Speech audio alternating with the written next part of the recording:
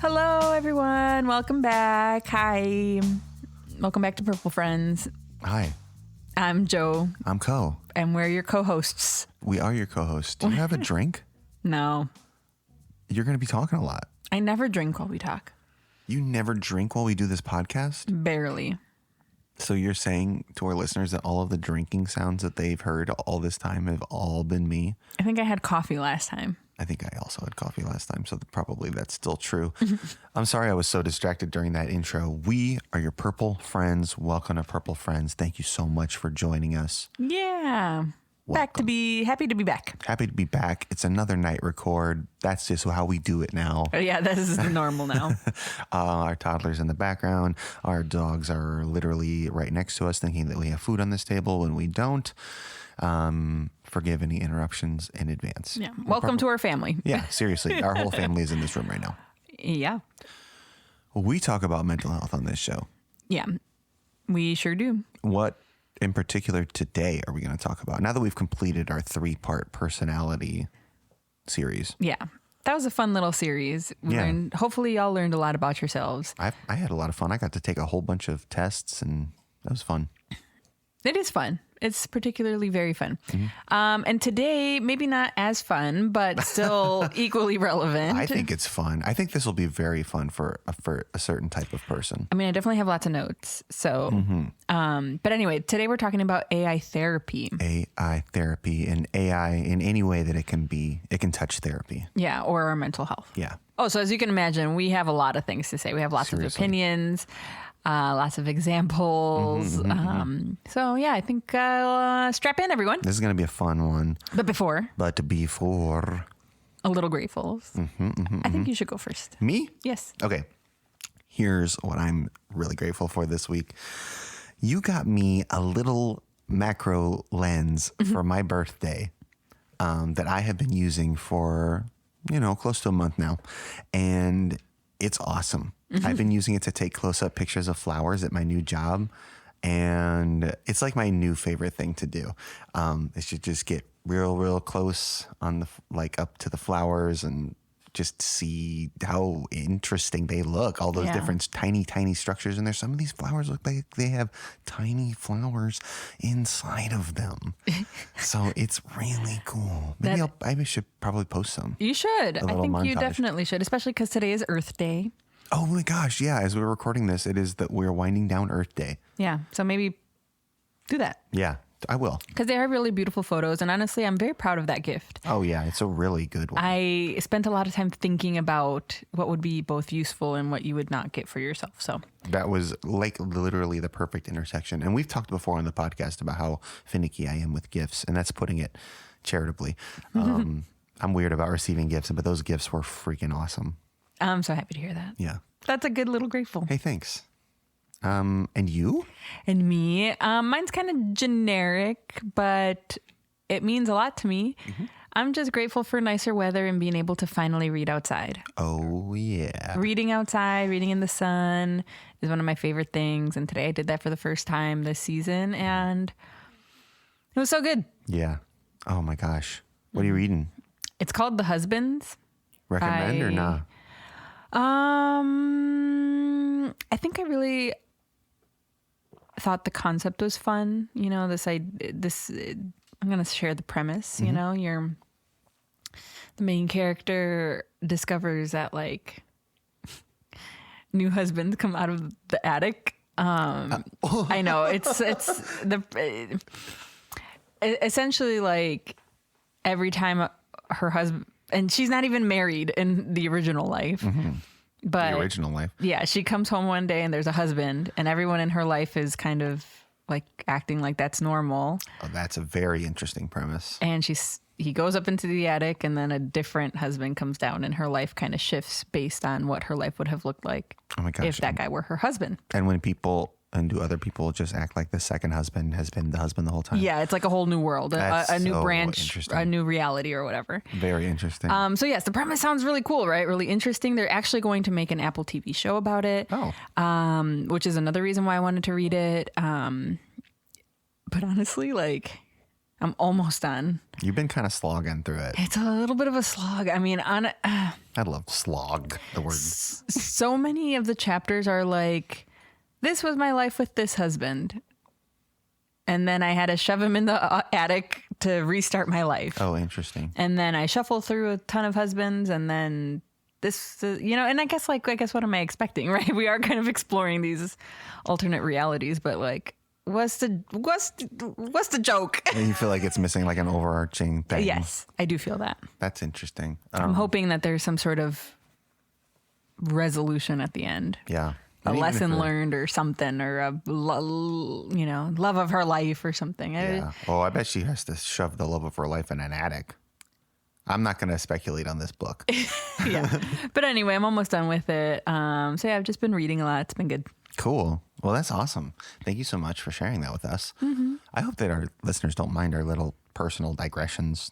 They can don't. skip the first 10 minutes if they do. Or, 2 times fast. Yeah. I think it's fun. It's what separates us from, the other podcasts that share similar information, that share shrimp information. You know what though? Those other podcasters are also doing the same thing as us. Yeah. Only we are more relatable, maybe less relatable. You're a real therapist. People could really book an appointment with you. That's true. I mean, that's true. I don't know. Shall we get into it? Yes, we should. Let's not dwell on what differentiates us. Transition sounds. Ding dong dong. All right. Wow. Edit out my transitions. Why? They were so dumb. Okay, please go ahead. Oh my God. You start. Oh, I would love to. As you were about to take a sip. Okay, so when we're talking about AI therapy, I think it's really helpful if we talk about AI in 2 different ways that it's used. So there's this one method that we'll call augmentation, which is that a tool that adds to human intelligence, not something that replaces human intelligence. So think of stuff like automatic note taking while you're talking to a client, or like, which we don't use, by the way. We don't do that. Thank you so much for making that clear. We don't do that. And also, like, if you have like 6 months worth of notes and you're only seeing your client week to week, AI could theoretically analyze like that 6 months of data and potentially see things that a person might not see. Think of more tools. Yes. So these are things that are supposed to be helpful and add on to your clinician, versus the other type, which are simulation tools. And that's what you get when you have like ChatGPT and like character bots and stuff like that.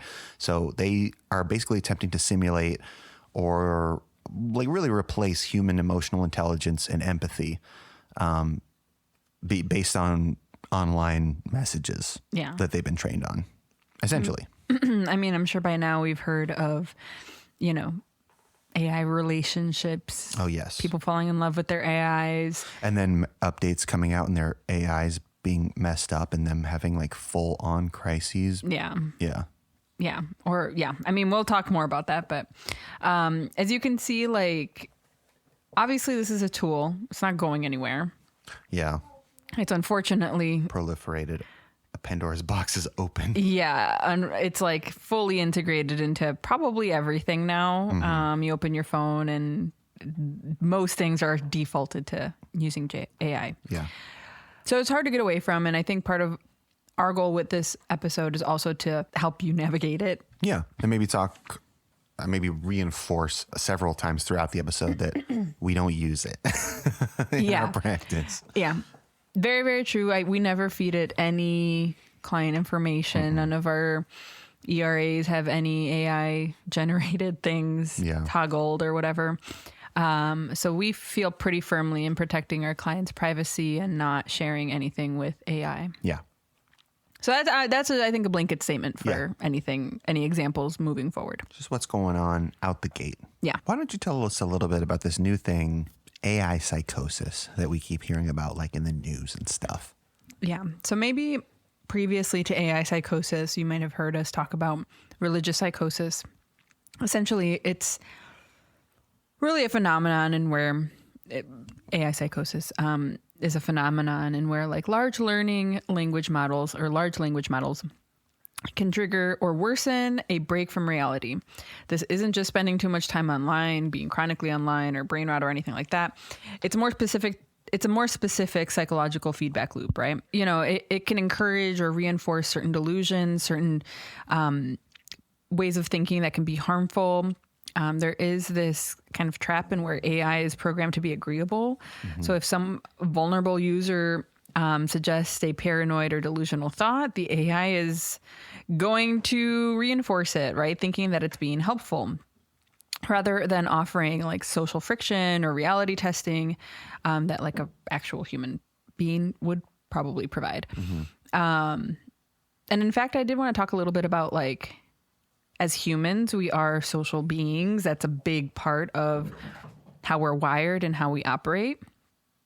There are certain neurons in our brains, certain ways in which we are wired that are specifically created and meant for us to recognize certain social patterns or certain facial features, you know, to recognize dynamics, patterns, nuances, because having a social awareness is also biological, right? It's directly stemming to our biological need to survive. Like this is more so like caveman brain thought, you know? But yeah, I mean, there's such a need and a crucial need. And I think that it's highlighted here with the existence of AI psychosis is that like you remove that social human element to it and it can really lead down dark paths. Yeah, that feedback loop that you're talking about, it gets to be like this shared madness kind of thing that like it just like kind of solidifies delusions, especially if you have like conversation history turned on and it pulls on like, oh, that's similar to this other thought. Let's bring it together and like all this other stuff. Like that stuff can be really, really harmful. Well, and especially because like, again, that's playing on something that's very human. You know, we are wired to continue a certain behavior if there's a reinforcement, you know? So when we're being praised, even if it's from a bot, it still releases that dopamine. Yep. You know, we still create those associations. So yeah, it can be a pretty quick turnaround to it. So some key risk factors for developing AI psychosis is like if you're very isolated. So when the AI is like your primary social contact, if you've anthropomorphized the AI, so attributing sentience to it just because it uses like first person pronouns and it remembers things about you.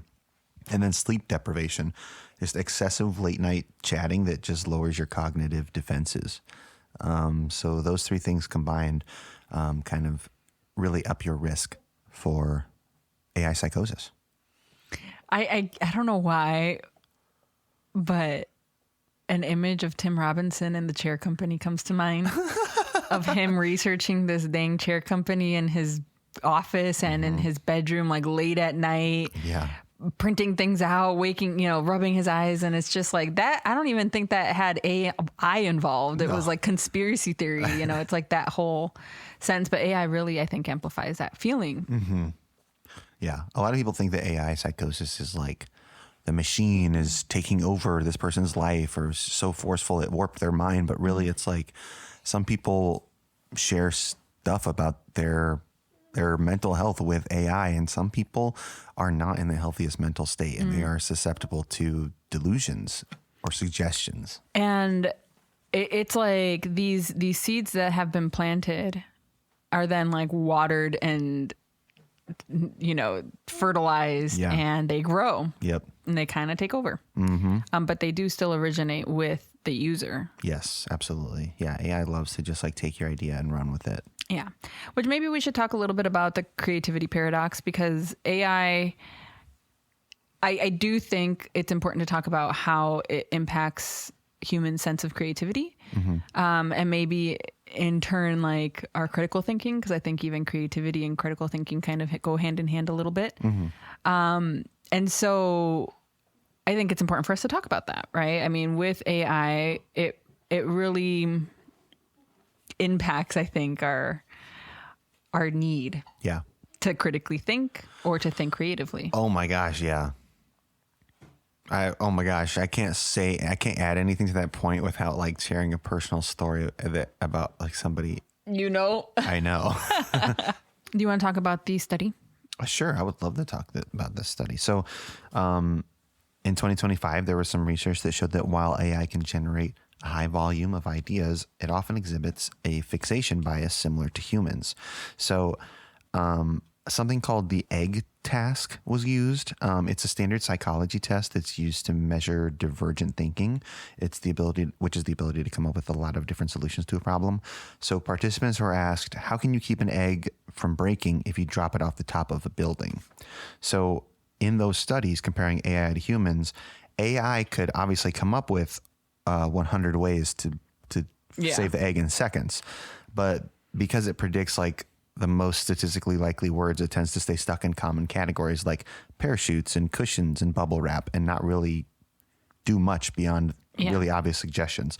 Humans are slower, but we're better at something called expansivity, which is thinking of weird left field solutions like breeding a bird to catch the egg or changing the gravity of the room, like stuff that would not occur to an AI because AIs don't work like that. Well, and exactly right? Like our experience is truly what creates unique thoughts and feelings.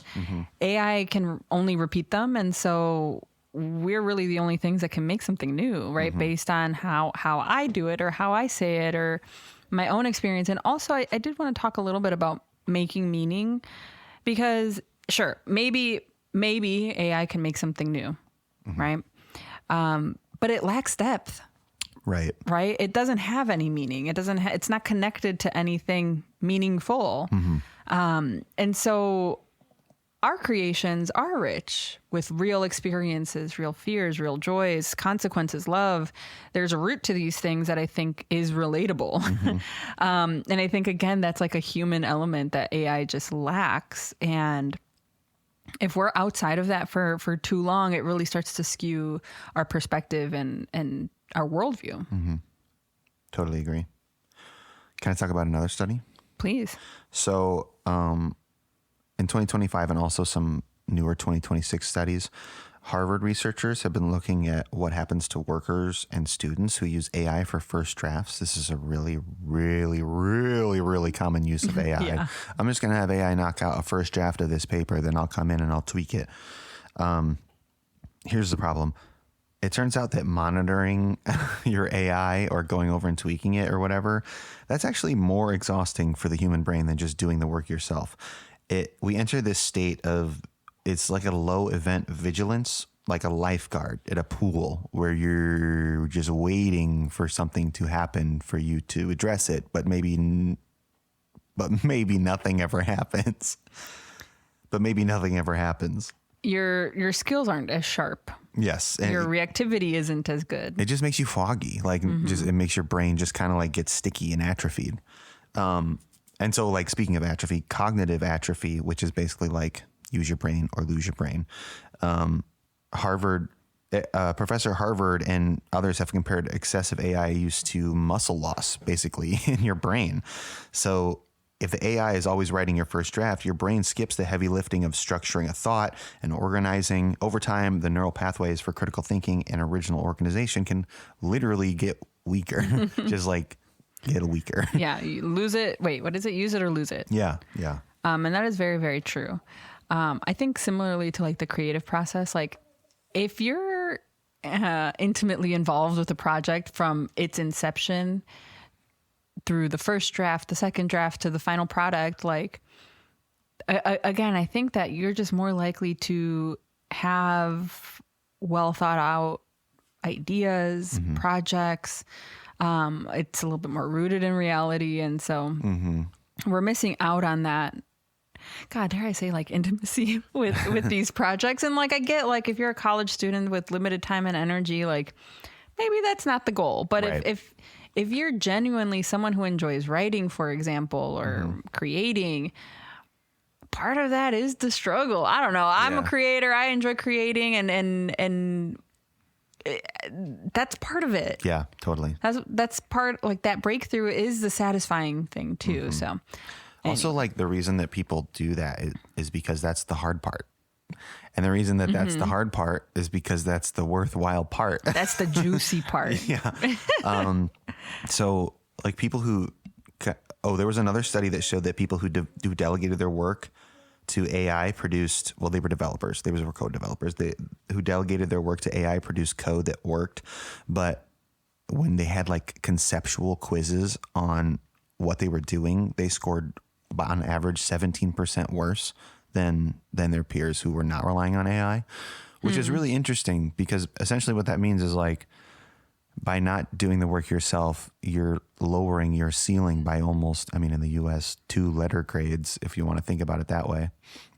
Like, no, for real. yeah. I mean, again, if that doesn't highlight use it or lose it, yeah. I don't know what does. Yeah. If you can't like expound on the concepts that you are writing about or whatever creative pursuit you're doing, you're not really writing. You're just kind of paraphrasing and gathering other stuff that's already been written. Yeah. Yeah. You look hesitant. No. I do agree. It's kind of like, I don't know why that saying, I heard it on The Pit. But like observe one, do one, teach one, and how that kind of like, again, there's this like intimate knowledge with whatever it is, right? Whatever procedure they're talking about. And it does kind of preserve it to memory, right? And if you're not doing it, if you're not in there, yeah, then yeah, you do lose that skill. So one thing I did want to mention about intersectionality is AI has a bias.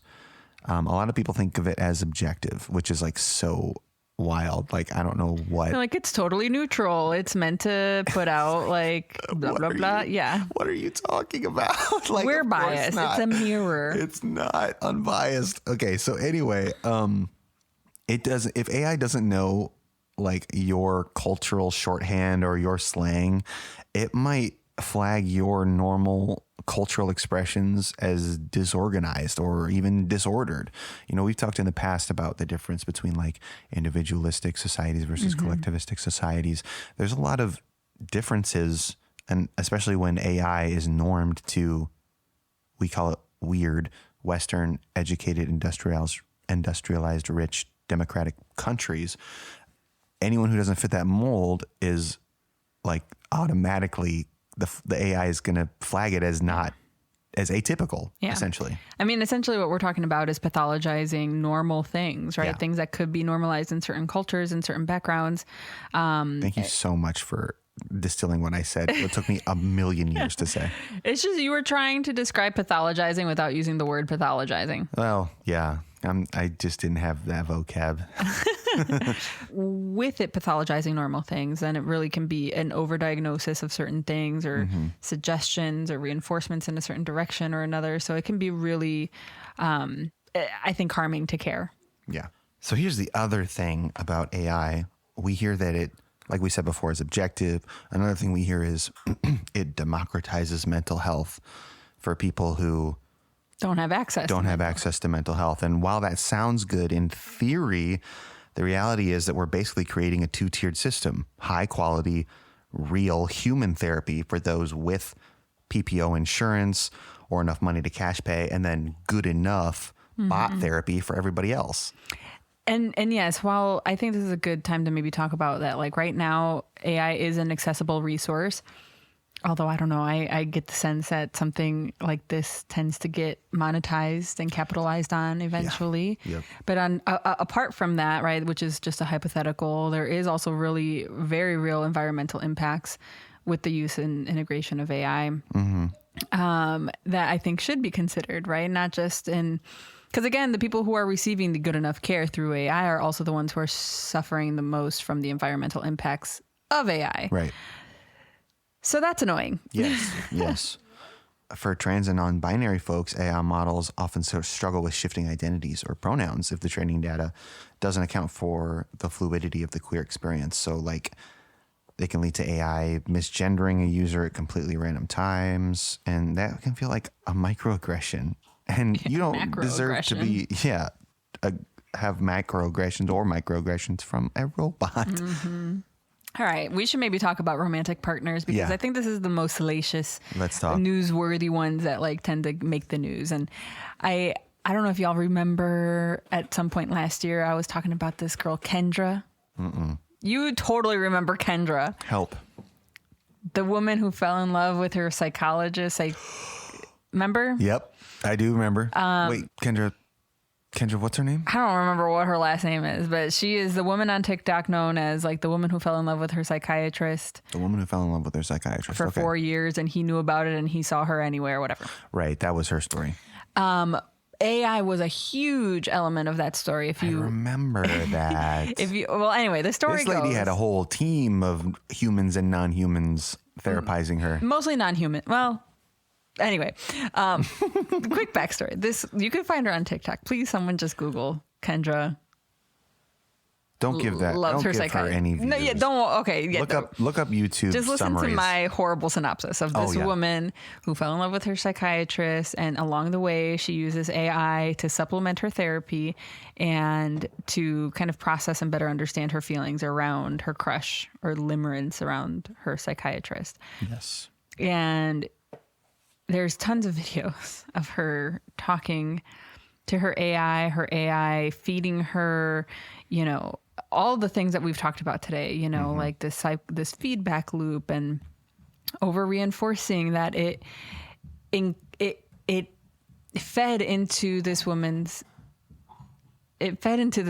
delusions that the psychiatrist was also having feelings for her. Yes. Based on her own words, like the psychiatrist was acting like a psychiatrist, he was well within the boundaries of psychiatry.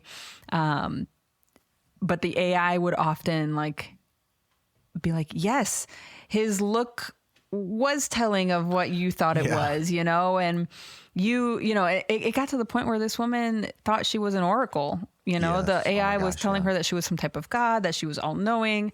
So I think that's a very extreme, and I guess it's not. She's not in love with her AIs. She's in love with, I don't know why I thought it related to romantic AI partners. It doesn't actually. Oh my god! But for whatever reason, I don't know. I just feel like it's important to talk to her about that. I think that was more related to the AI psychosis at the beginning of the episode. Oh yeah. But, Yes. Thank you. but regardless, I think it did completely impact her very real relationship with a very real human being that completely went south. Publicly. Yes, publicly. But anyway, so let's get back in talking about actual romantic partners, AI romantic partners. So a lot of people, I think probably one of the most common questions about AI partners is like, why? Yeah. If you've never even considered it, what's the appeal? And I think for people who are in groups that have been marginalized, so like LGBTQ people in unsupportive areas, or people with disabilities, or really anybody who's been marginalized, AI partners can provide a judgment-free space to explore your identity or a potential change in your identity. And there's nothing wrong with that, right? So that's why that is an attractive option. Yeah, if that sounds attractive, that's what. Yeah, I mean, and that's the trap, right? Is that these models can then be trained on stereotypical representations of gender roles and sexual identities. That if the user is only interacting with that perfectly agreeable AI, then it might really struggle in the more realistic, messy, conflicts that exist in relationships, that require real life, diverse human interaction. And so it's really not preparing you for the real life, which can, I don't know, further you from your goals. Yeah, make you feel further isolated from people and more reliant on AI ultimately. And you have to remember, like, these bots were created by a business, not like some person who wants people to find love and thinks that robots deserve love too. It's a business. Yeah, it's some business bro who's getting rich off of your playing time, you. your energy, your money. They want your minutes. They have commodified intimacy, and the goal is retention, not your personal growth whatsoever. It's just designed to keep you hooked on the feeling of being loved, which is like so deeply ingrained in humans. Yeah. But let's talk about like some real applicable techniques, right? Because like we mentioned earlier, we are realists. We do recognize that AI is here to stay, and we have to find a way to integrate it into our life in a way that feels safe, that feels balanced, and that ultimately we can benefit from. Yeah. You know, what's funny is that like when I first started, I feel like I would have that conversation with clients about, you know, the internet, about social media. And now here we are having a similar conversation about AI. Yeah. I wonder what we'll be having it about next. I'm terrified. Who knows? I don't even want to speculate. Terrifying. But anyway, you know, I think practical ways that we can use it is to maybe ignite a creative spark, similar to a match, right? It's not the fire, it's just the start. So AI can generate categories of ideas, but we do encourage you to force yourself to write the actual content. Yeah. To expand on those ideas, to use your creative muscles, to challenge, it's, I don't know. This is an activity that I did in freaking like 10th grade English class. But our English teacher asked, we were talking about profundity, what makes something profound. Yeah. And he kind of described it as an ocean, right? Like we can sometimes swim in the shallow waters, but there's only certain kinds of fish. The deeper you go, the more variety there is, the more meaning there might be. And he gave this example of like, what's a good Valentine's Day gift? I think it was near Valentine's Day. And you get the common answers, right? Chocolate, flowers, jewelry. And the more we were spitballing, the more wild the ideas got, right? Mm-hmm. A puppy, a trip somewhere. Someone said a drawing, a mix CD, something from your childhood, an experience. So they got more and more profound. And so I feel like similarly, right, this is what we're challenging y'all to do. Spend a little extra time. Get rid of the first 10 answers. What is the 11th answer? What is the 15th answer?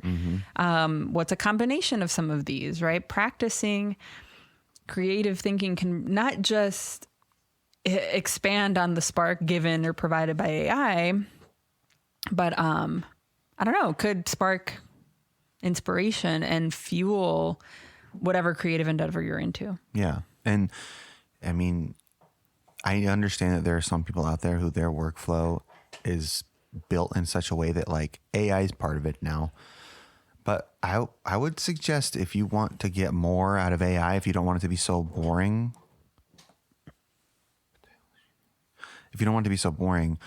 write your rough draft by yourself, and then maybe give your rough draft to AI and to help you refine it. Oh, that's a good idea. Mm-hmm.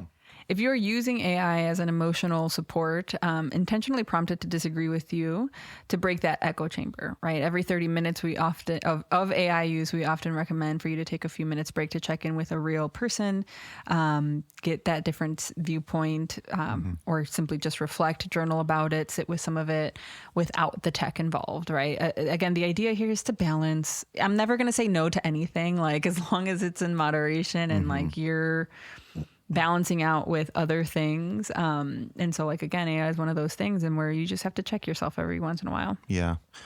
Yes. And as you said, all things in moderation.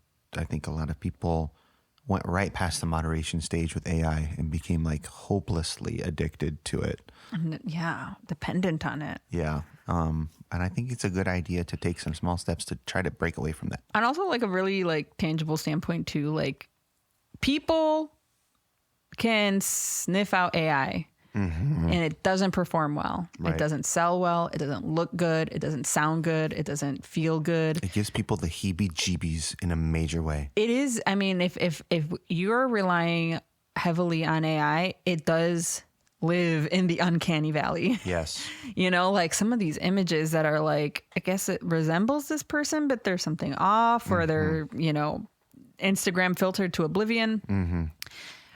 It lives in uncanny valley. And so people can really see it. I mean, obviously AI is getting better, which is also very scary. Yes. But like I said, you can still notice it. And so whatever you're using it for, your real touch, even if it looks shitty, even if it sounds shitty, is still going to be better because people aren't going to call it out as uncanny. Right. as different, as weird as other, there's still some relatability. Like even a drawing, like I know you feel very some type of way about drawing, but like it's authentic. And there's something that's really charming about that AI will never have. Yes. And I think it's really a practical way to take that advice is like, let's say you have a small business like we do and you need a lot of copy for your website. We made our website before AI was popular, so this didn't happen to us, but I know a lot of businesses that this happened to where they populated their website with a bunch of AI text. And so now there's like your standard AI slop, like really obvious tells in like almost every paragraph of their website, like really obvious, like 3-item lists that are always set up the same way, really similar intro hooks to every paragraph, a ton of M dashes and quotes around important topics for that nobody does in real life. And there's just so many tells, and it's so important to like, if you're going to use AI for stuff, you need to go through it and make it human after. Yeah. That's what you have to do. That's why I say it's so much better if you start off with something human. You put your human rough draft into the AI, then you just have an AI middleman, and then you clean it up on your own after. If you're just copying and pasting AI stuff, boy, you are Icarus flying close to the sun. Like it's a matter of time before that house of cards crumbles. Like, and if you're doing something that anybody can do it. Just remember that. That's a good point, including you. Including me? No, you, metaphorical you. Oh, yeah. Even you listening. Yeah. No, not you. Not our listeners. Are you kidding me? Come on. All righty. So, some obstacles that maybe we need to overcome. If you find yourself falling down the rabbit hole of AI, there are some small steps that you can start with. There are certain memory features in AI models that either remember or don't remember or reinforce previous moods or ideas, or remember things that you have fed it. Turning those off can really help reduce how far down you slide. Yeah. And you might be thinking like, I couldn't possibly turn that off if I'm using it for therapy. But like, what we're kind of saying is maybe you shouldn't be using it for therapy. Yeah. Honestly, I do feel like spending some quality time with yourself is sometimes much more beneficial and therapeutic than maybe journaling. Right. Spending time with yourself, any sort of reflective practice, working out, thinking, unplugging, creating something, any of that is truly a million times better in terms of personal therapy than AI. So another thing to watch out for is, if the AI is being super agreeable with you or like overly romantic or however it's talking to you, if it's not giving you a reality check, you can inject a reality check into your AI conversation. You can say something like, I need this from a different perspective. Is what I'm saying make sense? Like, what would somebody who doesn't agree with me say about what I'm saying, or something like that? Like, is there anything that I'm missing? That kind of stuff. Like, you have to, unlike a real therapist, you have to get AI to give you something. Yeah. You have to find the right combination of words to trigger it to give you what you're looking for. And even then, it could be a hallucination. Like, you don't know what you're getting. Yeah, we often do recommend, cultivating genuine connections with people, interests. I mean, these things are also free. I know a big topic of conversation with AI is that it's free, but going out, someone's paying for it. Yeah, absolutely. But going out, cultivating new connections, maintaining friendships, maintaining interests, learning new hobbies, learning new things. Cultivating those things is free, is beneficial, and will really help balance out any AI use. Yeah. And of course, we wouldn't be a mental health podcast if we didn't add this caveat. If the AI starts suggesting anything harmful, self-harm, reinforcing paranoia, there is no middle ground. You have to stop. You should stop. Unplug, seek help, talk to someone, call someone. Because that is a very dangerous situation to be in. Yes. Especially if you're isolated. Yes. It's time to seek a different perspective other than AI. Yes. Alrighty. So that is kind of what we have been thinking a lot about as far as AI. Yeah. I mean, obviously AI has been around for the last couple years, but it's just very prevalent and it's more I think relevant in mental health nowadays. What would you do you think any of your clients, or I'm not think, but like, do any of your clients share that they also use ChatGPT? I've definitely had clients tell me straight up that they've used AI as therapy, or as journals, or as, what are they called? Brain ideas, Oh yeah, brainstorms. brainstorms. Yeah, just remember, like, all the personal data you're putting in there. Freaking Sam Altman is just reading that shit and just like, oh, I'm gonna censor myself, but he is enjoying the ever loving shit out of what you write, especially your juicy personal stuff. Which sucks because like a huge part of therapy and like effective therapy is confidentiality. Yes, which you do not have With AI. Yeah. Which is why we don't use it in any of our practice, right? Yeah. Not in the room, not in our EHR, not in our systems at all. Like Yeah, AI is not confidential. right. Human beings can be. Except for Sam Altman. He just wants your secrets. I just want to apologize to everybody for the energy and the flow of this episode being so out of whack because we were interrupted so many times. Let's lighten the mood with the vibe check. We're going to be talking about listener submitted little gratefuls, which make me a little grateful. Sean says, a coworker and I were talking about pronouns, and I mentioned that I like she, they pronouns, and he's been using they for me more often. Yay. That's cool. That is very cool. Nice one. All right. Kai says, I finally found a stylist who knows how to work with my hair texture. Nice. That is a good grateful. And then finally from Mateo, I'm grateful for the chubby orange cat that sits on the neighbor's porch and judges me every morning. That's a good one, Mateo. Yes. Thank you so much for joining us today and for sharing your little gratefuls. We love hearing them. Please submit yours if you have any and would like to share with us. Yeah, and you can do that by visiting us on purplefriends.org. You can also follow us on social media if you follow at Purple Friends Podcast, and then rate and review our podcast, and please share it with a human being because we want more human beings to know it exists. Yeah, this is a free resource and we'd love for us to get to know and grow this community. So please share if you can. I have been your co-host, Joe. And I have been your co-host, Co. And this has been Purple Friends. And thank you so much. Thank you so much. We love you. We love you. Goodbye. Goodbye.